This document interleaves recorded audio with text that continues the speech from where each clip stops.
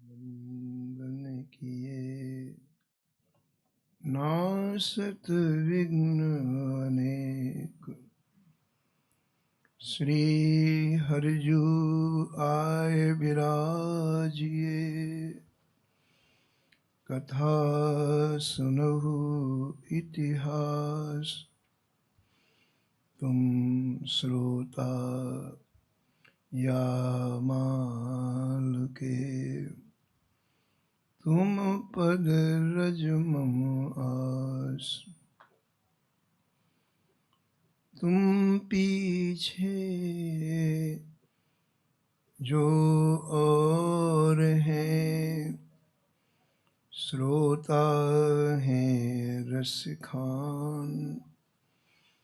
इनके सकल मनोरथ पुरवहु श्री भगवान। राधे राधे गोविंद गोविंद राधे।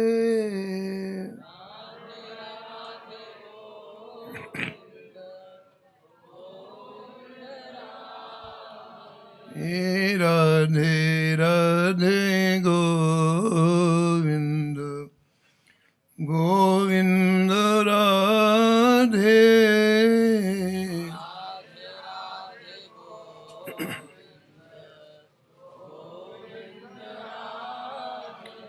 राधे राधे गोविंद गोविंद राधे।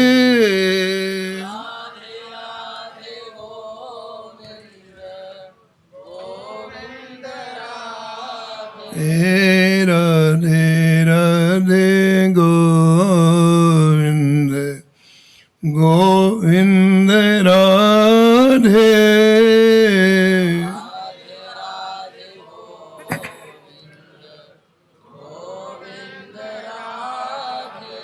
श्री राधा रानी जी की, श्री राधा वल्लभ लाल जी की, श्री हित हरवंश महाप्रभु जी की, श्री सेवक जी महाराज की, श्री बांके बिहारी लाल की, श्री जानकी वल्लभ लाल की, श्री मंगल मूर्ति हनुमान जी महाराज की, श्री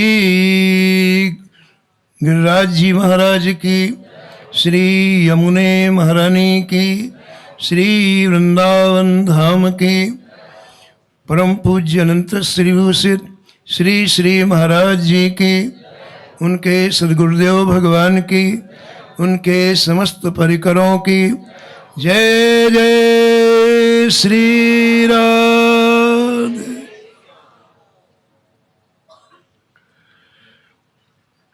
श्री राधा मोहन जी की असीम अनुकंपा से,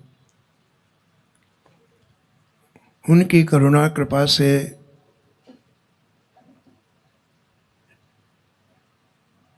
श्री धाम वृंदावन में जो रसमय भूमि है दिव्य भूमि है जिसमें प्रवेश बिना प्रिया प्रीतम की कृपा के संभव ही नहीं है, जहाँ एक क्षण भी व्यक्ति बिना राधा माधव की कृपा के ठहर नहीं सकता है। ऐसी रसिकों की ये प्राण भूमि श्री धाम वृंदावन में हम और आप परम पूज्य श्री महाराज श्री की छत्र छाया में उनकी आज्ञा के अनुसार श्री भक्तमाल के परम रसिक संतों के परम पावन चरित्रों में अवगाहन कर रहे हैं। निश्चित रूप से हम सभी भाग्यशाली हैं।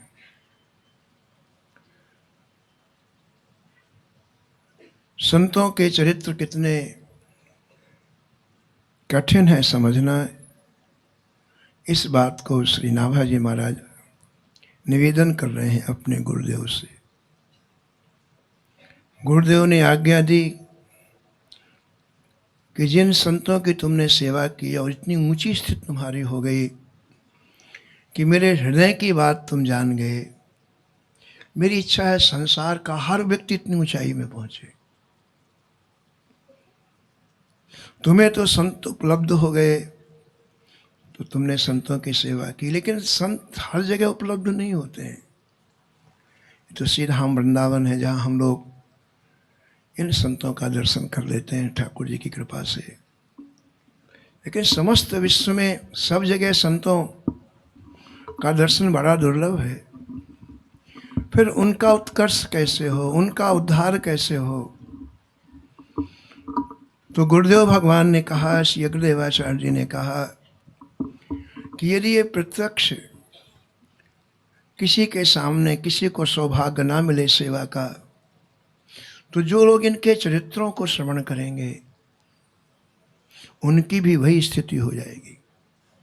जो प्रत्यक्ष संत सेवा करने से हृदय की स्थिति होती है, स्थिति बाहर की नहीं होती है, हृदय की होती है। हमारे भाव राज्य में हृदय का विकास होता है। बाहर के शरीरों से कोई लेना देना नहीं, बाहर की परिस्थितियों से कोई लेना, आप वैसे के वैसे ही रहेंगे। लेकिन हृदय की स्थिति इतनी ऊंची हो जाए, इतनी ऊंची हो जाएगी कि राधा माधव जबरदस्ती आपके हृदय में विहार करेंगे। ये संतों के चरित्रों का ये वैशिष्ट्य है महाराज कि यदि आप ध्यानपूर्वक सुने, एकाग्रतापूर्वक श्रवण करें, न कहीं आना है, न कहीं जाना है, न कुछ करना है, लेकिन हृदय ठाकुर की विहार स्थली बन जाता है। और यही चाहते हैं श्री नाभाजी के गुरु जी कि जो तुम्हारी स्थिति हुई वही सबकी हो जाए। तो तुम इन संतों के चरित्र, परम पावन चरित्रों का लेखन करो। जो लोग इसको श्रवण करेंगे, जो गायन करेंगे, उन सबका हृदय अंतःकरण ठाकुर के लायक बन जाएगा। उनके बाहरी वेश का वर्णन करो। श्री गुरुदेव ने कहा उनके दिव्य गुणों का वर्णन करो और बस उनके हृदय में उन भावों का वर्णन करो जिसमें वो डूबे रहते हैं। आप जितने संतों को देखोगे उनका बाहरी स्वरूप अलग होता है और अंदर का स्वरूप अलग होता है। श्री श्री महाराज श्री कहते हैं कि आप जितने लोग यहाँ आते हैं, आपको लगता है मैं आपसे बात करता हूँ, लेकिन मैं तो अपनी मस्ती में रहता हूँ। मेरे हृदय की स्थिति में आपको बाहर से ऐसा दिखाई पड़ता है, मैं जिस रस में डूबा रहता हूँ उससे बाहर नहीं निकलता हूँ। तो बाहर से जैसे संत दिखलाई पड़ते हैं वैसे अंदर से नहीं होते। ये हर क्षण की स्थिति होती है, हर संत की यही स्थिति होती है। गुरुदेव भगवान ने कहा इनके हृदय के भाव बड़े गुप्त होते हैं, इसलिए जब आप लेखनी चलाओ तो इनके हृदय के भावों का ही वर्णन करो। हृदय के भाव हृदय को खींचते हैं। वाणी से बोलते हैं हम, कंठ से बोलते हैं और हृदय से बोलते हैं। हृदय की भाषा हृदय को खींचती है। तानसेन ने मीरा जी से कहा कि मैं 1 घंटे से गा रहा हूं, तो सबने सुना, अच्छी बात है। लेकिन जब आपने गाया तो सबकी छाती गीली हो गई, लोगों के आंसू नहीं रुक रहे हैं। ये फर्क क्यों है? मैंने भी तो गाया, मैंने भी श्री कृष्ण का ही पद गाया, मैंने भी राग रागनियों से पद गाया, लेकिन मैंने गाया तो किसी को असर नहीं हुआ। अब कान है तो सुनना है तो सुन रहे हैं, लेकिन जैसे आपने गाया वैसे जितने श्रोताओं थे उनकी आंखों में आंसुओं की बौछार आने लग गई। ये फर्क क्यों है? मीरा जी ने कहा, तानसेन जी माफ करना, आप एक भारत के नुमाइंदे बादशाह के लिए गाते हो और मैं गिरधर गोपाल के लिए गाता हूँ, ये फर्क है। आप किसी व्यक्ति को रिझाने के लिए गाते हो और मैं ठाकुर जी को रिझाने के लिए गाता। लक्ष्य अलग अलग है। हृदय की भाषा हृदय तक पहुंचती है। तो श्री अग्रदेवाचार्य जी ने कहा नाभा जी से कि संतों के हृदय के भाव का वर्णन करो। जब ये कहा तो खड़े हो गए नाभा जी महाराज। श्री अग्रदेव आज्ञा दई भक्तन को यश गाओ, भव सागर के तरन को नाहिन आन उपाओ। ये भव सागर क्या है महाराज? मन का चिंतन ही भव सागर है। एक एक पल में, एक क्षण में मन ऐसा बदलता है, पूछो मत। जिसकी कल्पना नहीं मन वो चिंतन करता है, यही भव सागर है। इससे कैसे पार पाया जाए? तो श्री अग्रदास जी महाराज कहते हैं कि इसको पार पाने का एक तरीका है, मन को संतों के साथ लगा दो। तो जैसा उनका सात्विक चिंतन वैसा आपका होने लग जाएगा। श्री अग्रदेव ने आज्ञा दी कि हृदय के भावों का वर्णन करो। तो श्री नाभाजी महाराज खड़े होकर के क्षमा मांगी। गुरुदेव, मैं आपकी हर आज्ञा का पालन करने के लिए तैयार हूँ, लेकिन आपकी कृपा से, आपके अनुग्रह से मैंने 15 वर्ष तक संतों की सेवा की है, तो मुझे एक ही बात का बोध हुआ है, उनके हृदय के भाव को पाना बड़ा मुश्किल है। कल आपने श्रवण किया श्री मार्कंडेय जी का चरित्र कि मार्कंडेय जी भगवान की माया देखना चाहते हैं। भगवान ने समझाया, भाई माया कोई अच्छी चीज थोड़ी है, मत बोले नहीं हम तो देखेंगे माया, हमको माया दिखाओ। और बाद में फिर भगवान से क्षमा मांगी, अब कभी महाराज आपकी माया नहीं देखना। और उसी ग्रंथ में परमहंस चक्र चूड़ामणि श्री सुखदेव जी महाराज का चरित्र है। दोनों ही चोटी के संत हैं। सुखदेव जी का तो कहना ही क्या है, इनकी स्थिति तो निराली ही है। लेकिन मार्कंडेय जी अभी भी अजर अमर हैं, वो भी महान संत हैं। तो एक संत तो श्री ठाकुर जी से प्रार्थना करते हैं कि हमें आपकी माया का दर्शन कराओ, और दूसरे संत श्री सुखदेव जी महाराज हैं जो माँ के गर्भ से इसलिए नहीं निकल रहे हैं क्योंकि बाहर माया अपने लपेटे में ले लेगी। एक माया का दर्शन करना चाहते, एक माया से भयभीत है। श्री सुखदेव जी के परम पावन चरित्र का वर्णन ग्रंथकार ने किया है कि एक बार देवर्षि नारद जी भ्रमण करते हुए कैलाश पर्वत पर गए। संयोग की बात कि उस समय भगवान शंकर गंगा स्नान करने के लिए गए थे। कैलाश में श्री पार्वती जी थीं। देवर्षि नारद का स्वागत किया। नारद जी ने समाचार पूछा, सब आपका ठीक है, मंगल में है? आशुतोष भगवान शंकर आपसे स्नेह करते हैं ना?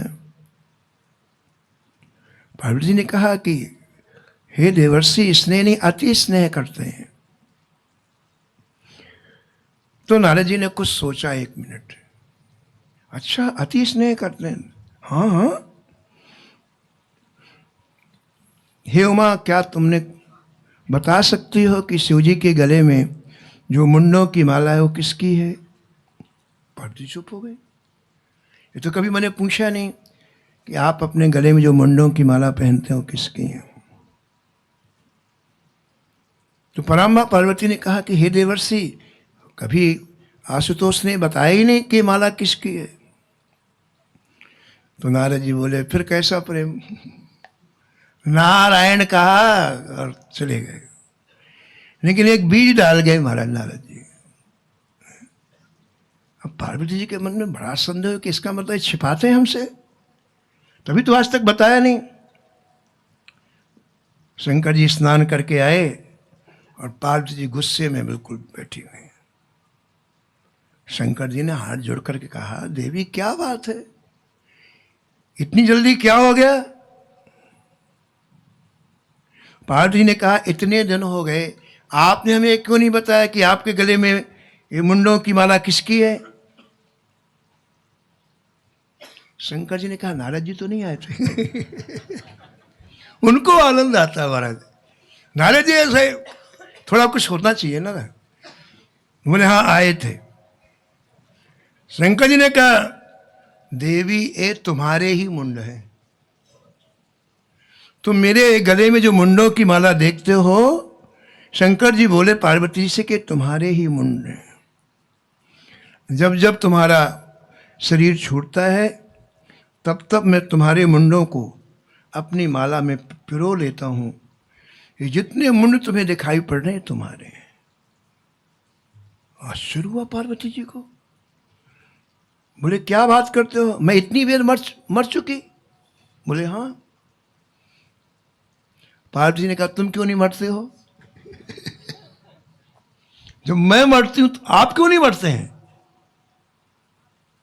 शंकर जी बोले, देवी एक कारण है, मैंने अमर कथा सुन रखी, जिसको सुनने के बाद फिर कभी मृत्यु नहीं होती है। मैंने वो कथा सुन रखी है, इसलिए मेरा मरण नहीं होता है। अब तुम्हारी पार्वती जी का एकदम से हृदय बदल गया। उन्हें हाथ जोड़ के प्रार्थना की कि प्रभु एक बार हमें भी अमर कथा सुना दो। इस अमर कथा को सुनकर के आप जन्म मरण से रहित हो गए, हमारे ऊपर आप कृपा करो, हमें भी वो अमर कथा सुनाओ।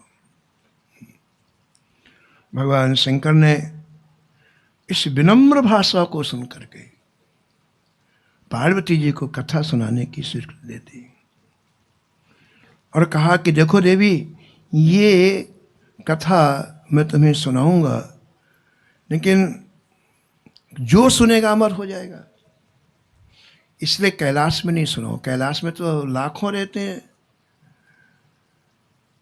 लाखों हमारे शिष्य रहते हैं, भक्त रहते हैं, सेवक रहते हैं, तो कहाँ सुनाओगे। बोले एकांत स्थल में सुनाऊंगा। एकांत स्थल का बोले अमरनाथ में सुनाऊंगा। अमरनाथ में चारों तरफ बर्फ है, वहाँ कोई रहता नहीं है, तो वहाँ चलो, वहाँ तुम्हें मैं अमर कथा सुनाऊंगा। भगवान शंकर पराम्बा पार्वती को लेकर के वहाँ पहुँचे और पहुँचने के बाद आपने एक बार आकाश की तरफ देखा और अपना डमरू वादन किया, तो आकाश में जितने सूक्ष्म जीव थे सब भाग गए। फिर आपने एक बार पृथ्वी की तरफ नीचे देखा, फिर डमरू वादन किया, तो जितने जीव जंतु सूक्ष्म रूप से पृथ्वी में थे वो सब भाग गए। अब केवल शंकर जी और पार्वती जी हैं। शंकर जी ने अमर कथा सुनाने के पहले पराम्बा पार्वती जी को सावधान किया, कहा हे देवी, इस कथा का एक एक अक्षर बड़ा मूल्यवान है, इसलिए बुद्धि को और चित्त को सावधानी पूर्वक लगा करके कथा श्रवण करो। तुम्हारे हृदय में जो कथा सुनने की इच्छा हुई है उसमें बहुत प्रसन्न हूं। धन्य धन्य गिरिराज कुमारी, तुम समान नहीं को उपकारी। प्रेमियों, जहां कथा का आयोजन होता है तो कथा का आयोजन करने वाला, कथा का जो सुनने वाला है, वो तो धन्यवाद का पात्र ही है। लेकिन कथा जहां जहां जाती है वो कथा उन सबका कल्याण करती है, इसलिए वो बहुत उपकारी माना जाता है। कथा का आयोजन, कथा का क्रम, ये बड़ा परोपकार माना जाता है। कथा के शब्द जहाँ जहाँ जाएंगे, जैसे गंगा पवित्र कर देती है, ऐसे कथा पवित्र कर देती है। पूछो रघुपति कथा प्रसंगा, सकल लोक जग पावनी गंगा। पार्वती जी बार बार भगवान शंकर के चरण पकड़ों में, शरण कमलों में वंदन करती हैं, प्रणाम करती हैं, और बड़ी प्रेम से डुबो कर वाणी बोली, भगवान अब आप श्री ठाकुर जी की अमर कथा सुनाइए। शंकर जी बोले कि कथा की कोई लिमिट नहीं है, अमित है।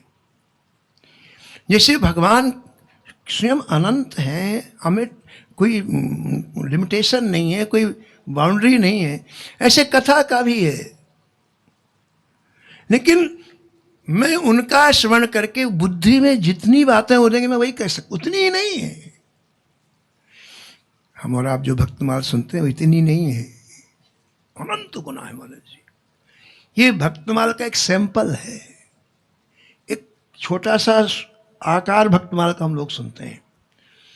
भक्तों का चरित्र तो जैसे ठाकुर जी का चरित्र अनंत है वैसे अनंत है। भक्त जितने दिन तक सृष्टि में रहते हैं उनके हर दिन कोई ना कोई नई लीला होती है, हर दिन नया नया चरित्र उनके जीवन में आता है। उन सबका वर्णन नहीं किया जा सकता है, लेकिन हमें यह प्रबोध हो जाए कि भक्त कैसे होते हैं, इसके लिए चरित्र कृपा करके श्री नाभा जी ने प्रकट किया है। तो पराम्बा पार्वती जी ने अत्यंत ही विनम्रता पूर्वक निवेदन किया कि जय जय आप मुझे कथा श्रवण कराएं। बड़ी अच्छी बात कही भगवान शंकर ने कि मैं कथा समाधिस्थ होकर कहता हूं। इसका मतलब क्या हुआ? क्या हुआ? मैं कथा देखता हुआ कहता हूं। समाधिस्थ का मतलब मैं उस कथा के स्वरूप को आंखों से देखता हूं फिर वर्णन करता हूं। सनकादिक जब कथा सुनते हैं ना महाराज जी, तो शब्द जैसे उनके कानों में जाता है, सामने आकार प्रकट हो जाता है। मान लो महाराज का वर्णन हो रहा है तो हम लोगों के कान में तो शब्द सुनाई पड़ेंगे, लेकिन सनकादिक यहां विराजमान हो पूरा महाराज उनको दिखाई पड़ेगा। उनकी इतनी कैपेसिटी, इतनी क्षमता है अंदर की, इतना हृदय उनका निर्मल है कि शब्द शब्द नहीं रह पाते, महाराज आकार प्रकट कर देते। हम एक घटना सुनाते हैं अभी की, समझो आप 700 वर्ष पहले होंगे। जगद्गुरु रामानंदाचार्य जी ने संपूर्ण पृथ्वी का भ्रमण किया तो चित्रकूट पहुंचे। जैसे हमारे यहाँ गिरिराज जी ना चित्रकूट में कामदगिरी है, उनके साथ हजारों संत थे। तो कामदगिरी की परिक्रमा करते करते कामदगिरी में एक स्थल ऐसा है जहां राम जी और भरत जी का मिलाप हुआ है। श्री रामानंदाचार्य जब वहां पहुंचे तो सभी संतों ने कहा महाराज इस स्थल के महात्मा का वर्णन करो। यहां भरत जी कैसे मिले राम जी से, राम जी और भरत जी में क्या बात हुई। उस स्थल में जाते ही बड़े भावुक हो गए रामानंदाचार्य जी। चित्रकूट के अन्य स्थलों का तो वर्णन उन्होंने किया महात्मा का, लेकिन जहां भरत और राम जी का मिलाप हुआ था वहां वर्णन नहीं किया, भावुक हो गए। लोग बार बार पूछ रहे महाराज यहाँ का कुछ महात्मा हमें बता दें, यहाँ के बारे में कुछ बता दें। तो श्री रामानंदाचार्य जी बोले यहाँ के बारे में मैं बताऊंगा नहीं, दिखाऊंगा। लाखों वर्ष हो गए राम जी को, लेकिन एक संत की सामर्थ्य देखो महाराज जी, 2 मिनट में सारा दृश्य बदल गया। और त्रेता में जैसे राम भरत का मिलाप हुआ था उसी तरह का दृश्य सबको दिखाई पड़ने लग गया। भरत जी हजारों लोगों को लेकर आ रहे अयोध्या से। राम जी के कानों में लक्ष्मण जी ने कहा भरत आ रहे हैं, और बेवल अवस्था में राम जी भरत से मिलने के लिए जा रहे हैं। भरत जी के साथ अयोध्यावासी रोते हुए हा राम कहते हुए आ गए। 5 मिनट में ऐसा करुणापूर्ण दृश्य हो गया सामने कि रमनदाचार्य को लगा कि सब संत प्राण छोड़ देंगे, तो तुरंत उस दृश्य को उन्होंने अदृश्य कर दिया, छिपा दिया। हम और आप जिस कथा को शब्दों के रूप में सुनते हैं, ये महापुरुष प्रत्यक्ष देखते हैं उस कथा। भगवान शंकर पराम्बा पार्वती से बोले कि मैं है समाधिस्थ होकर कथा करूंगा। इसका मतलब हृदय में देखते हुए मैं कथा करूंगा। इसलिए तुम कथा सुनते सुनते बीच में मुझे आभास हो कि तुम कथा सुन रही हो, तो हुंकारी देते जाना, तो शब्दों से मुझे पता चलेगा कथा सुन रही हूं। बोले हाँ नाथ। परम पूज्य श्री मथुरादास जी महाराज कहते थे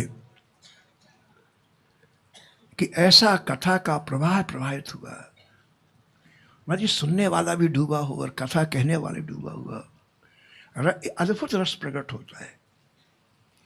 भगवान शंकर ने कथा कहना प्रारंभ किया और पार्वती जी को तो प्यास है ना।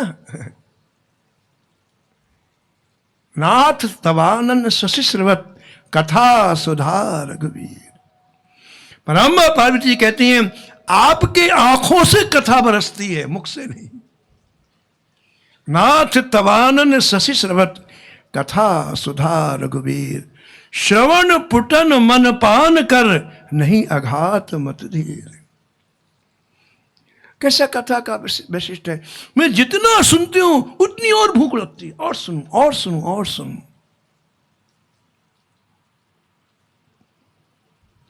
श्री परीक्षित जी को श्री सुखदेव जी महाराज कथा सुना रहे हैं।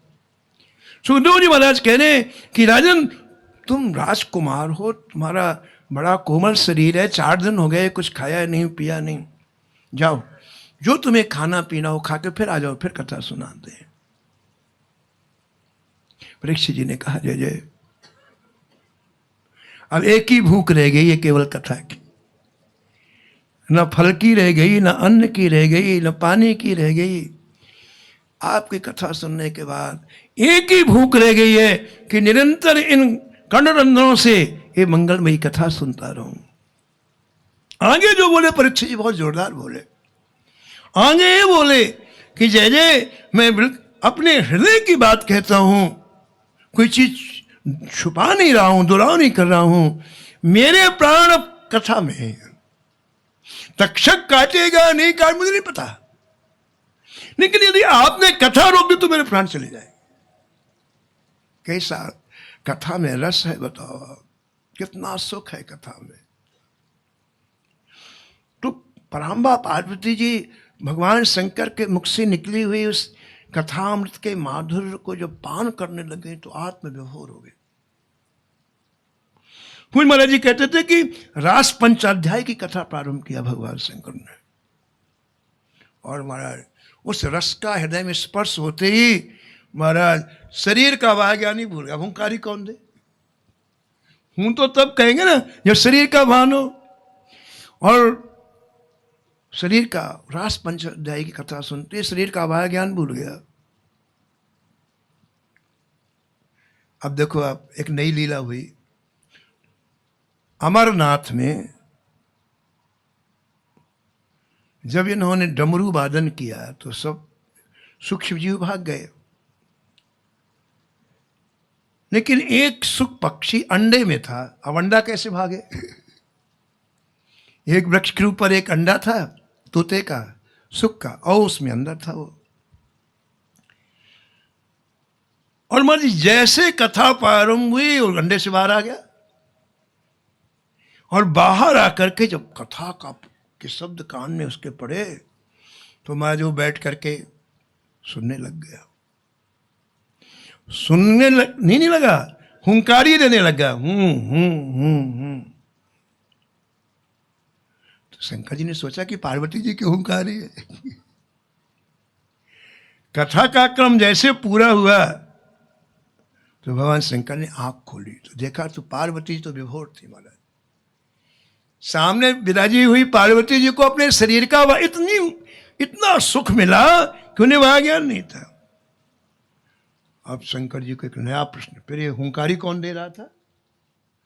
इन्हें तो अपने शरीर का वह ज्ञान नहीं, फिर ये लगातार मेरे कानों में ये कौन कर रहा था? शंकर जी के पास तीसरा नेत्र है। किसी विशेष बात को जानना हो तो तीसरा नेत्र खोलते हैं। शंकर जी ने तीसरा नेत्र खोल के देखा तो देखा हमारे एक छोटा सा सुख पक्षी सामने बैठा हुआ है और वही हूं कर रहा है। शंकर जी ने कहा, अरे ये तो अनाधिकारी है।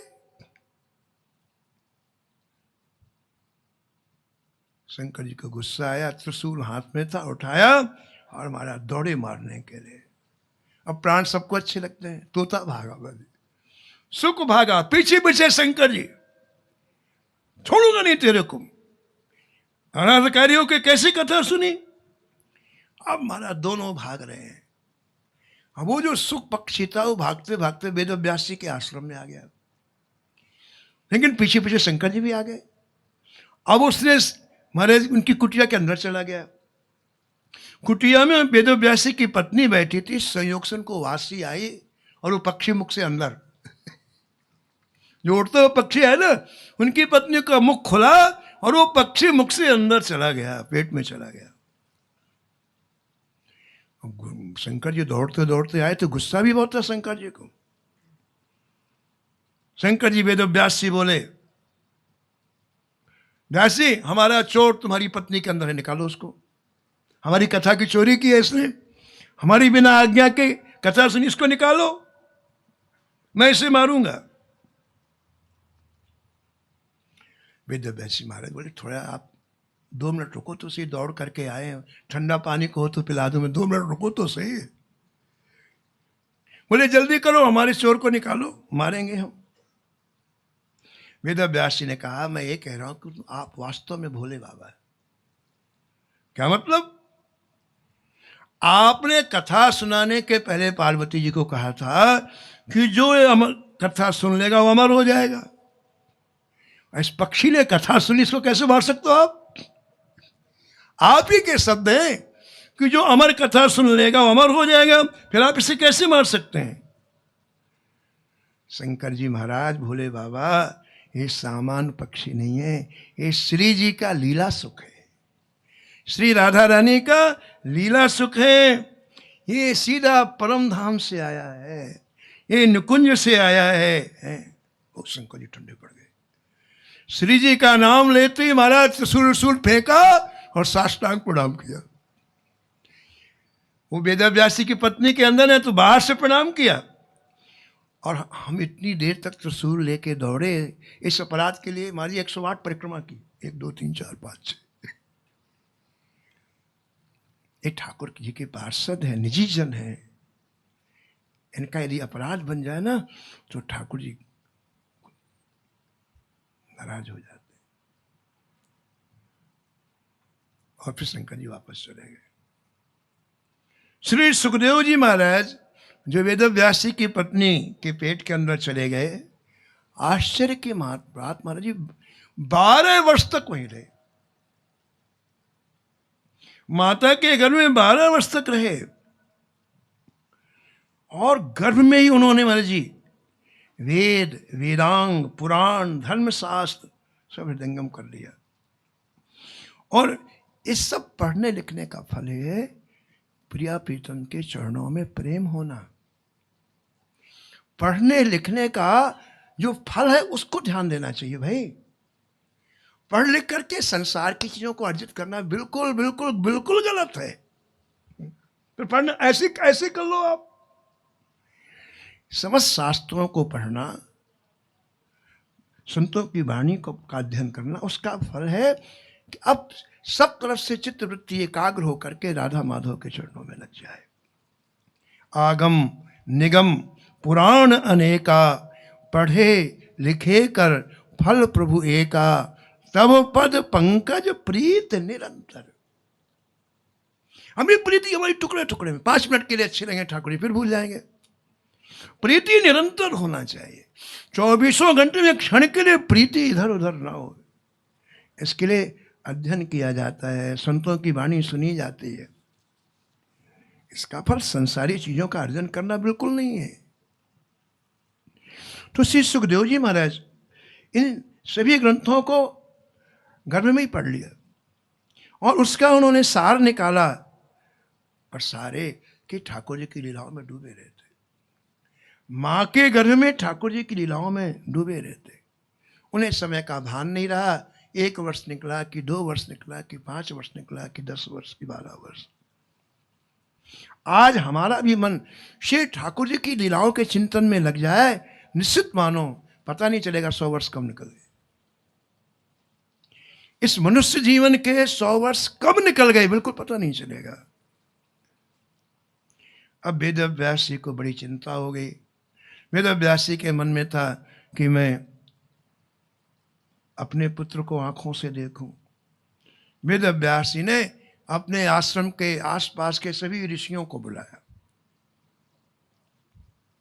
और सबसे प्रार्थना की कि महाराज आप कोई उपाय करो कि ये माँ के बाहर से बाहर निकले, ये मेरा पुत्र माँ के गर्भ से बाहर निकले।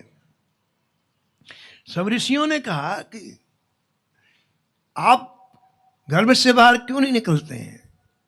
बहुत समय हो गया, 12 वर्ष हो गया, आप गर्भ से बाहर क्यों नहीं निकलते हैं? बड़ी सुंदर बात कही सुखदेव जी ने। सुखदेव जी बोले, ऋषियों, गर्भ में जीव का ज्ञान जागृत रहता है। माँ के गर्भ में जीव का ज्ञान जागृत रहता है। माँ के गर्भ में विषयों से वैराग्य रहता है। माँ के गर्भ में भगवान से अनुराग होता है। परंतु गर्भ से बाहर निकलते ही ये माया ग्रस लेती है और सब कुछ बदल जाता है। भूमि परत भा ढावर पानी, झिम जीव ही माया लपटनी। आकाश में जो जल नीचे आता है बड़ा स्वच्छ होता है। आकाश का जल बिल्कुल निर्मल स्वच्छ, लेकिन वही जल पृथ्वी में आता है तो उसमें मलिनता आ जाती है। ऐसे जीव माया के माँ के गर्भ में बिल्कुल निर्मल होता है, लेकिन माँ के गर्भ से बाहर आते ही माया उसे ग्रसित कर लेती है। ऋषियों को उत्तर दे दिया, ऋषि चले गए। अब वेदव्यास जी ने कहा कि क्या करूं? बोले मायापति को बुलाता हूं। तो वेदव्यास जी ने एकांत में बैठकर श्री कृष्ण का स्मरण किया। भगवान श्री कृष्ण वेदव्यास जी के आश्रम में पधारे हैं। वेदव्यास ने कहा, महाराज आप कृपा करो, मैं बालक का मुख देखना चाहता हूँ। 12 वर्ष हो गए, ये अपनी माँ के गर्भ से बाहर तो निकले। भगवान श्री कृष्ण वेदव्यास जी की पत्नी के पास जाकर के नाम लेकर के बोले, सुखदेव बाहर आओ। सुखदेव जी कहते हैं, जय जय, मुझे आपकी माया का डर लगता है। ये माया से डरते हैं। मार्कंडेय जी कहते हैं, हमको माया दिखाओ। सुखदेव जी कहते हैं, हमें आपकी माया से डर लगता है। भगवान ने कहा, मेरा नाम क्या है? सुखदेव जी ने कहा, मायापति। तो फिर क्यों डरते हो? जब मायापति सामने खड़ा, फिर क्यों डरते हो? तो सुखदेव जी ने कहा, जय जय आप यहीं रहना, बहुत तेज है माया, कहीं ना कहीं से रास्ता निकाल दे, आप यहीं रहो। हाँ बोले, हाँ। मैं भगवान की उपस्थिति में माँ के गर्भ से सुखदेव जी बाहर निकले और माया का स्पर्श नहीं हुआ। इसलिए ग्रंथकार कहते हैं, नालो छेदन भी इनका नहीं हुआ। 16 वर्ष की आयु हो गई। माया से रहित जीव है ना, तो माया के अनुसार थोड़ी चले गए। और दूसरी जो खास बात है, जब माया का स्पर्श नहीं होता तो हरनिश भजन करता है। भजन के सिवा कुछ अच्छे नहीं लगता। तो सुखदेव जी माँ के गर्भ से निकल करके न माँ की तरफ देखा, न पिता की तरफ देखा, और भजन के आवेश में मारा तेजी से वहां से निकले। भजन में अंतःकरण डूबा हुआ है। वेदव्यास जी ने कहा, 12 वर्ष तक प्रतीक्षा की, देखो बालक हमारी तरफ देख भी नहीं रहा। वेद व्यास जी सुखदेव सुखदेव सुखदेव सुखदेव भजन की मस्ती में जा रहे हैं, कुछ नहीं सुन रहे हैं। घनघोर जंगल में प्रवेश कर गए सुखदेव जी, और सुखदेव जी वहां के वृक्षों में अपनी शक्ति निहित कर दी, और प्रत्येक वृक्ष बोलने लग गया सुको हम सुको हम सुको हम। व्यास जी को परम आश्चर्य हुआ, फिर भी व्यास जी का मन नहीं माना, पीछा नहीं छोड़ा, फिर भी पीछे पीछे चले जा रहे हैं। तो क्या देखा कि एकांत वन में एक सरोवर है, उस सरोवर में स्वर्ग की अप्सराएं स्नान कर रही हैं। कोई नहीं वहां, बोला एकांत वन, बड़ा भारी दिव्य सरोवर है, स्वर्ग से अप्सराएं नीचे उतर करके उसमें स्नान कर रही हैं। और जैसे वेद व्यास जी सरोवर के समीप से निकलने लग गए, तो वो स्नान करते हुए अप्सराएं जल से बाहर निकली और अपने अपने वस्त्र पहनने लग गई। सुखदेव वेद व्यास जी खड़े हो गए, बोले देवियों एक प्रश्न है मेरा, बुरा मत मानना। अभी अभी मेरे पहले मेरा 16 वर्ष का युवा परम सुंदर सुखदेव यहां से निकला तो तुमने वस्त्र नहीं पहने, और मैं इतना वयोवृद्ध, मुझे देखकर तुम वस्त्र पहन रही हो, इतना सुंदर उत्तर दिया। देवांगनाओं ने कहा कि व्यास जी आपकी दृष्टि में भी स्त्री पुरुष का ज्ञान है, ये स्त्री है ये पुरुष है इसका ज्ञान है, किंतु आपके पुत्र की शुद्ध दृष्टि हो गई है, वहां भेद है ही नहीं। वासुदेवा सर्वमिति समहात्मा सुदुर्लभा। सम में जैसे वासुदेव का दर्शन हो, श्री कृष्ण का दर्शन हो, श्री राधा रानी का दर्शन हो, ऐसे महात्मा सुदुर्लभ है। महात्मा तो बहुत है। वेद व्यास को पता चला कि इसकी कितनी ऊंची, हमने कहा ना स्थिति अंदर की होती, बाहर की नहीं होती है। थोड़ी दूर चल करके सुखदेव जी रुक गए, व्यास जी नहीं रुके। व्यास जी तो लेके वापस आना, अपने पुत्र को वापस लेकर के आना चाहते हैं। जैसे रोके वैसे वेद व्यास, बेटा घर चलो। वेद व्यास जी भी घर ले जाना चाहते हैं, भजन भजन से अलग करके बताओ। फिर आजकल के माता पिता करें तो कौन सी बड़ी बात है। लेकिन जब व्यक्ति निर्णायक हो जाता है ना माँ जी, तो सटीक उत्तर देता है। वेद व्यास ने कहा बेटा घर वापस चलो। सुखदेव जी ने कहा एक बात का आप जवाब दे दो, फिर मैं घर आपके साथ वापस चलूंगा। हाँ बोले बोलो। सुखदेव जी ने कहा महाराज जी एक रईस व्यक्ति, बहुत धनवान व्यक्ति का एक युवा पुत्र हाथ में गेंद उछालता हुआ मार्ग से जा रहा था। सामने राजा का एक बहुत बड़ा महल दिखाई पड़ा। उस महल की छत पर रानी घूम रही थी। तो रानी की दृष्टि उस युवा रईस के पुत्र पर पड़ी और उसने अपने छत से इशारा किया। रानी बुला रही, फिर तो कोई रोक टोक है ही नहीं। तो रईस का पुत्र चला गया। रईस के पुत्र को लेकर के रानी एक कमरे में पहुंची और दोनों आपस में बात ही कर रहे थे। इतने में कुछ दासियां आई और कहा महारानी जो महाराज साहब पधार रहे हैं, यानी राजा साहब पधार रहे हैं। सुखदेव जी सुना रहे हैं कथा। अब वो जो रईस का पुत्र था उसने कहा मेरे तो प्राण गए, रानी के समीप में मुझे बैठे हुए राजा देखेगा और अभी फांसी के तख्ते में लटका देगा। तो उसने हाथ जोड़ करके कहा रानी कि मेरे प्राण बचाओ। रानी ने कहा कमरे में कोई जगह छिपने की तो है नहीं, शौचालय है वहां चले जाओ। शौचालय का होता है ना कमरे से लगा हुआ कमरा, बोले वहां चले जाओ, वहां छिप जाओ। सुखदेव जी बोले कि राजा आया और रानी से कहा आज हमारा स्वास्थ्य ठीक नहीं, हम सोच के ले जाएंगे। अब उसकी हालत कराओ। वो तो वही छिपा था। कि राजा ने मुझे देखा और यही काम तमाम कर देगा, अब कहाँ जाऊँ? शौचालय बड़ा नहीं, छोटे ही तो होता है। और उस जमाने के शौचालय में बहुत अंतर। पहले भाई पाइप सिस्टम होता था, बड़ी बड़ी पाइप, ये तीसरी मंजिल की बात है, और पाइप नीचे आते, नीचे जो सफाई करने वाली होती उनके पास नीचे की चाबी रहती, वो साफ सफाई करती थी। जब देखा कि राजा कमरे में आ रहा है, शौचालय में आ रहा है, अब कहाँ जाऊं, तो उस पाइप में कूद पड़ा। वो शौचालय का बड़ा भारी पाइप होता है, उसमें कूद पड़ा। और इसके बाद फिर राजा आया, राजा ने जो किया किया, और भी जो, यानी सारा मलमूत्र उसी के ऊपर पड़ा।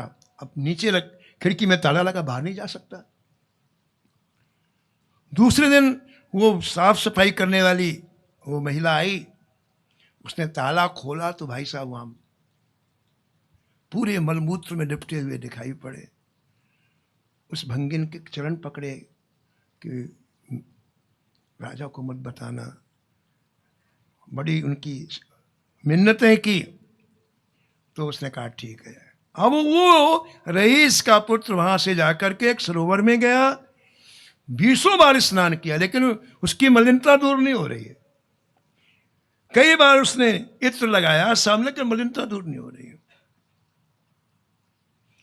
सुखदेव जी एक कथा सुना रहे हैं पिताजी को, वेद व्यास जी को। कहा पिताजी, एक हफ्ते के बाद वो रईस का पुत्र फिर वहीं से निकला उसी मार्ग से, और वो रानी छत में घूम रही थी। उसने बुलाया, अब वो जाएगा कि नहीं जाएगा, ये पृष्ठ पिता वेद व्यास से पूछ रहे हैं। अब वही रानी बुला रही है उसे, वो जाएगा कि नहीं जाएगा? वेद व्यास ने कहा बिल्कुल नहीं जाएगा। उसने देख लिया कि मुझे कितना कष्ट मिला, नहीं जाएगा। पिताजी, इसी तरह से ये जीवात्मा मां के गर्भ में अपार कष्ट में होता है। सुखदेव जी महाराज कहते हैं मां के गर्भ में 100 जन्मों की याद रहती। कितने? 100 जन्मों की याद। आप लोग जैसे टीवी में दृश्य देखते हैं ना, यहां पर ऐसे मां के घर में 100 जन्मों की बात बिल्कुल दिखाई पड़ती है। कोई चिंतन की बात नहीं है। जैसे आप इस पर्दे में छवि देखते हैं, चित्र देखते हैं, मां के घर में पिछले 100 जन्मों में उन्होंने कहां जन्म लिया, क्या क्या किया, आप देखोगे बिल्कुल सामने। आप उसका परिणाम क्या होता है? जीव को परम वैराग हो जाता है। वो देखता है कि मैंने कितने दुख सहन किए। गर्भ में जब जीव रहता है, सिर नीचों को रहता है, पैर ऊपर को रहता है, इससे बड़ा संकट क्या होगा बताओ आप? रक्त है, मल है, मूत्र है, विष्ठा है, कीच से भरा हुआ गर्भ में उस होता है। कोमल शरीर में महाराज छोटे छोटे कीड़े जब काटते हैं तो बड़ी भारी वेदना होती है। उस समय जीव सिर धुन धुन करके रोता है, हे नाथ मुझे निकालो, हे नाथ मुझे निकालो। सोनित पुरी से जो मूल मूत्र मल क्रम कर दुमा व्रत सोवई। कोमल शरीर गंभीर वेदन शीस धुन धुन रोवई। शीस धुन धुन रोवई।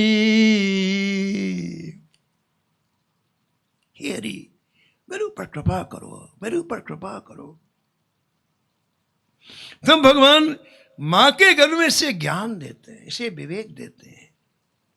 तो ही दियो ज्ञान विवेक जन्म, अनेक थी तब सुधो भई। घबराता है, कहता प्रभु एक बार आप यहां से निकालो, मैं केवल आपका भजन ही करूंगा। मुझे ये बात समझ में आ गई कि आपका भजन ही सार है। आप मुझे अपनी माया से रक्षा करो।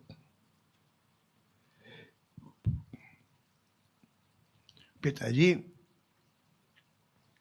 इसलिए मैं आपके साथ वापस नहीं जाऊंगा। ये चीज़ें मुझे दिखाई पड़ती हैं, इससे मैं दोबारा इस संसार में जाना वाला नहीं हूँ। वेद व्यास जी वापस आ गए और श्री सुखदेव जी महाराज श्री ठाकुर जी के चिंतन में डूब गए। वेद व्यास जी ने आकर पुराणों की रचना की। श्री नारद जी के उपदेश से श्रीमद् भागवत रूपी ये दिव्य ग्रंथ की रचना वेद व्यास जी ने की। श्रीमद् भागवत की रचना के बाद वेद व्यास जी का अंतःकरण बोला कि श्रीमद् भागवत के उत्तम अधिकारी श्री सुखदेव जी हैं, जिनको माया का स्पर्श नहीं है। ग्रंथ जितना ऊंचा हो उसका वक्ता का के हृदय की स्थिति भी उतनी ऊंची होनी चाहिए। लेकिन उसको बुलाया कैसे जाए, वो तो किसी तरफ देखता ही नहीं है। वेद व्यास जी के मन में बात थी कि भागवत की जो भाव इतने दिव्य हैं कि निर्मल हृदय सुखदेव जी जब इसे सुनेगा तो जरूर खिंचा हुआ चला आएगा। अपने शिष्यों को आज्ञा दिया है कि तुम लोग जाओ और घनघोर जंगल में पता लगाओ सुखदेव जी कहाँ एकांत चिंतन में डूबे हुए हैं। उनके पास आसपास जाकर के श्रीमद् भागवत के कुछ श्लोकों को श्रवण कराओ। वेद व्यास जी के शिष्यों ने प्रातः काल जाकर के यही काम चालू कर दिया। वरहा पीड़म नटवर वपु कर्णयो कर्णिकारम। इतना सुंदर श्लोक सुना वेद व्यास जी ने, वेद व्यास जी का श्री सुखदेव जी ने। श्याम सुंदर ग्वाल वालों के साथ श्री वृंदावन में प्रवेश कर रहे हैं। कैसी छवि है, सिर पर मयूर पुच्छ है, कानों में कनेर के पीले पीले फूल हैं, शरीर पर सुनहला पीतांबर है, गले में 5 प्रकार के सुगंधित पुष्पों की वैजयंती माला है। श्याम सुंदर बांसुरी के छिद्र में अपनी अंगुली रखते हैं और अधराम्र से उसको फूंक रहे हैं, भर रहे हैं। श्याम सुंदर के पीछे पीछे अनेक ग्वालवाल चल रहे हैं। वो ग्वालवाल श्याम सुंदर की लोक पावनी कीर्ति का गान कर रहे हैं। वैकुंठ से भी श्रेष्ठ यह वृंदावन उनके चरणों के स्पर्श से परम रमणीय बन गया है। वृंदारण्यम स्वपद रमणम प्राविशन गीत कीर्ति। ऐसा भाव सुन करके सुखदेव जी खड़े हो गए। इतने गुण, खड़े हो गए, लेकिन एक क्षण के बाद फिर बैठ गए। सुखदेव जी के मन में आया कि जो गुणवान होते उन्हें गुणों का अभिमान होता है। इनमें इतने गुण हैं तो इनमें कहीं ना कहीं सूक्ष्म अहंकार होगा, इसलिए अपने को दूरी बना के रखना चाहिए। फिर बैठ गए, फिर चिंतन में। तो वेद व्यास जी के शिष्यों ने दूसरा श्लोक सुनाया। अहो वकीयम स्तन कालकूटम। श्री ठाकुर जी की दयालुता कृपालुता का वर्णन जब किया महाराज, तो सुखदेव जी का हृदय गदगद हो गया। इतने गुणवान होने के बाद इतने दयालु। वो पापनी पूतना अपने स्तनों में हलाहल विष लगा करके श्री कृष्ण को मार डालने की नियत से आई, दूध पिलाया और श्याम सुंदर ने उसको परम गति दे दी, जो गति जननी को मिलना चाहिए। भगवान श्री कृष्ण कितने दयालु हैं। ऐसे इनकी शरण ग्रहणना चाहिए, इनके चरण शरण में जाना चाहिए। सुखदेव जी विचार करने लगे। गई मारन पूतना कुछ काल कूट लगाए, मात की गत ताहि दीनी कृपाल यादव राय। ऐसी कौन प्रभु की रीत, विरद हेत पुनीत परहर पावरन पर प्रीति। ऐसी कौन प्रभु की रीति। इतने दयालु हैं।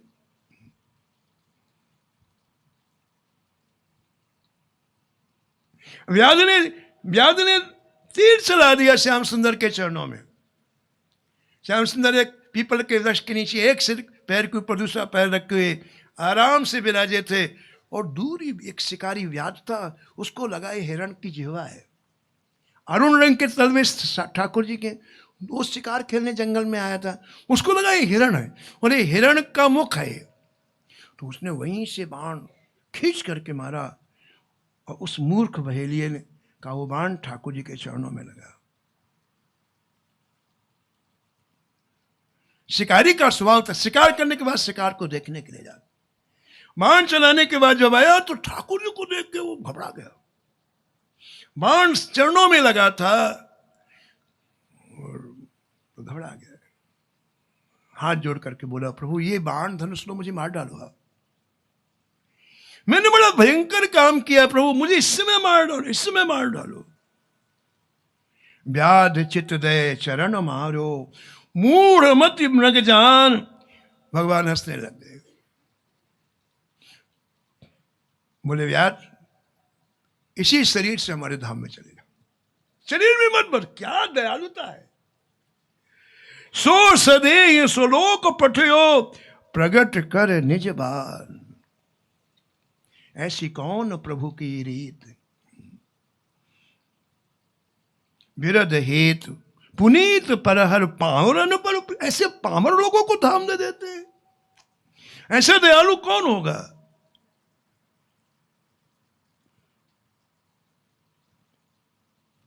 व्यास जी के शिष्यों से सुखदेव जी ने पूछा, ये किसकी रचना है।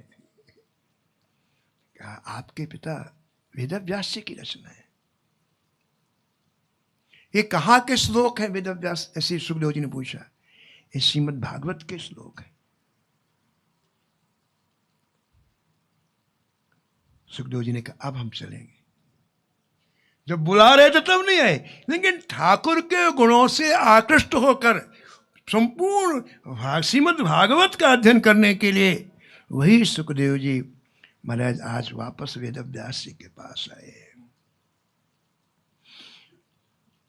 सुखदेव जी को अपनी गोद में बैठाया वेद व्यास जी ने और संपूर्ण प्राणियों को आशीर्वाद दिया कि जैसे श्रीमद् भागवत की कृपा से आज मेरा बेटा वापस आके मेरी गोद में बैठ गया, मेरे को आज पुत्र की प्राप्ति हो गई, उसी तरह से जो जीव श्रीमद् भागवत का आश्रय लेंगे वो सभी भगवान की गोद में बैठे।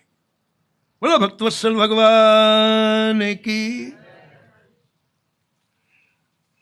श्री सुखदेव जी का ये पावन चरित्र इसलिए यहाँ आपको सुनाया गया है कि एक संत कहते हैं कि हमें माया देखना है, और सुखदेव जी महाराज 12 वर्ष तक माँ के गर्भ से इसलिए नहीं निकले कि उन्हें माया का भय लगता है। श्री नाभाजी महाराज कहते हैं गुरुदेव मैं क्या लिखूं, ये किसका भाव सही है। वो भी महान है, मार्कंडेय जी महान है, इधर सुखदेव जी महान है, मैं क्या लिखूं। श्री रामानुजाचार्य जी, जगत गुरु रामानुजाचार्य जी को गुरुदेव ने मंत्र दिया। श्री गोष्ठी पूर्ण स्वामी जी से श्री रामानुजाचार्य जी ने मंत्र लिया। 18 बार मना कर दिया, बोले अभी हमारे पास समय नहीं, परीक्षा लेते हैं गुरु जी।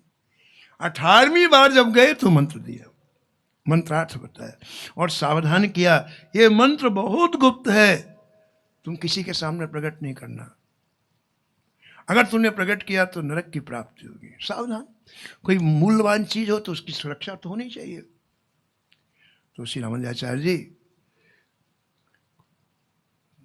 गुरु मंत्र लेके कुटिया में गए, गुरु स्थान में थे, और महाराज जी क्या कृपा देखो आप, एक माला जपी, 108 की माला होती ना जी, और साक्षात ठाकुर जी का दर्शन।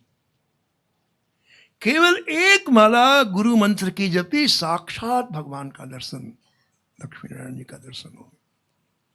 हृदय गदगद हो गया। कितने कृपालु है ठाकुर जी, कितने दयालु हैं। फिर भी ये जीव कैसा है, लेकिन ठाकुर जी को समय नहीं देता। मैं आज सबको बताऊंगा कि एक माला जपने से ठाकुर जी प्रकट हो जाएंगे। उनको गुरु जी का बात का दया के कारण कोई ध्यान नहीं रहा, माला ले मंदिर के गोपुर में पहुंच गए। मंदिर का जो ऊंचा स्थान होता है उसे गोपुर कहते हैं। भाइयों जल्दी जग जाओ, सोने का समय नहीं है, और एक माला जपो, ठाकुर जी का दर्शन हो जाए।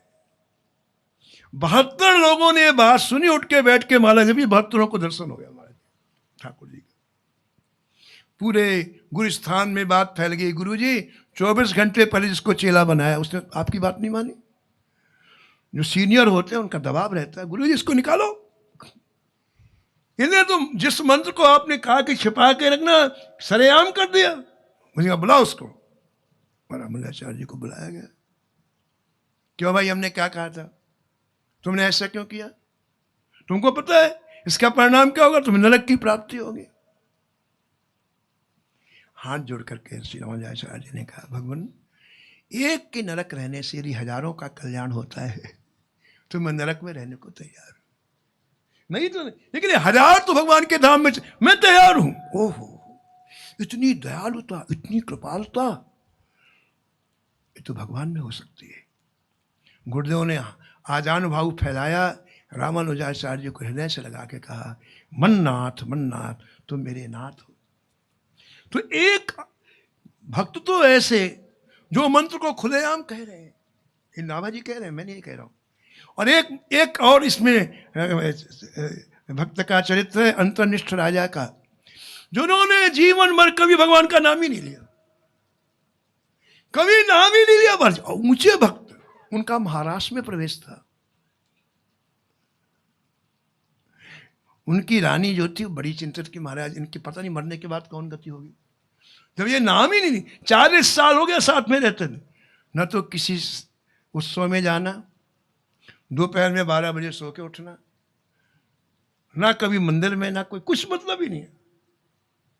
तो रानी ने एक बार ठाकुर जी के चरणों में जाके कहा महाराज कुछ कृपा करो, इनको सदगति मिले। उनकी स्थिति क्या थी कि जब जैसे 10-11 बजे सब सो जाए ना, वैसे सीधे वृंदावन आ जाते दिव्य रूप में, और महाराष्ट्र में रहते 3 बजे तक, और अपनी बात छिपाने के लिए 4 बजे जाके सो जाते। लोग कहे महा आलसी यार, 12 बजे उठता है, सो जाते। एक दिन क्या हुआ महाराज जी कि महाराष्ट्र में ठाकुर जी अंतर ध्यान हो गए, और वो राजा वहां सहचरी के वेश में थे। तो उस दर्द को सहन नहीं कर पाए और यमुना किनारे ही जोर से बोले हा बिहारी जू। इतनी तेजी से बोले कि वो आवाज कमरे में गूंज गई। मारे शरीर तो वही रहता था, वो दिव्य शरीर से आते थे, कमरे में गूंजा। रानी बगल पास में ही सो रहे थे। अरे मेरे पति के मुख से ठाकुर जी का नाम निकला। अरे महाराज ने नाचना प्रारंभ किया, प्रधानमंत्री को बुलाया, बोले आज पूरा नगर सजाओ, खजाना खोल दो, अहरनिश भंडारा चलने दो, जो मांगे उसे दो। बोले क्या हुआ? अरे मेरे पति के मुख से भगवान का नाम निकला है, बड़ा शुभ दिन है, आज इनका नया जन्म हुआ है। तो महाराज जब खूब बैंड बाजे बजने लग गए तो 12 बजे उठ के सोने वाला भाई 8 बजे उठ गया। भैया बैंड बाजे क्यों बज रहे हैं, कौन सा उत्सव हो रहा है? रानी से पूछा। तो रानी उनके मुख में मिठाई लेती हुई बोली आज का दिन मेरे लिए बड़ा मंगलमय है, 40 साल विवाह हो गए, आज मैंने आपके मुख से ठाकुर जी का नाम सुना है, तो मैं उत्सव मना रही हूं। और राजा मायूस हो गए, हैं? जिस नाम को मैंने जीवन भर छिपा के रखा, कोई जाने नहीं, वो नाम बाहर निकल गया। अब क्या रह गया शरीर में रखने के लिए? 1 मिनट में प्राण छोड़ दिया राजा ने। जो प्राणों के समान नाम था वो बाहर निकल गया। अब शरीर में रखने लायक क्या है? 1 मिनट में प्राण छोड़ दिया। नाभाजी महाराज ये बात कह रहे हैं। गुरुदेव में क्या वर्णन करूं? एक संत तो महाराज गोपुर में होकर भगवान के मंत्र का उच्चारण कर रहा है, और एक संत महाराज नाम निकल गया तो प्राण छोड़ रहे हैं। आप बताओ मैं क्या वर्णन करूं? अब क्या बताएंगे गुरु जी, आप कल श्रवण करेंगे। जय श्री राम।